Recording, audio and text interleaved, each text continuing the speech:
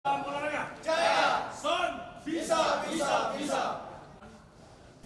atlet asal Sekolah Olahraga Negeri Sriwijaya Palembang memperkuat kontingen Sumatera Selatan di PON Papua lalu. Bahkan mereka juga mampu menyumbang medali. Ke-12 atlet asal SON menyumbang 6 medali perunggu dari cabur dayung, loncat indah, serta duatlon. Untuk PON Papua tahun 2021 kita menyumbang 12 atlet.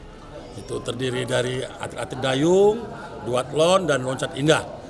Dan alhamdulillah dari perhelatan itu anak-anak kami sudah mengharumkan nama Provinsi Sumatera Selatan dengan mendapatkan medali. Untuk dayung ada 3 perunggu, untuk duatlon ada 1 perunggu, dan loncat indah ada 2 perunggu.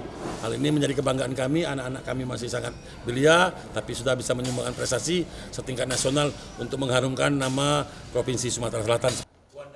Pihak SONS berharap atletnya juga mampu memperkuat atlet Indonesia di olahraga internasional.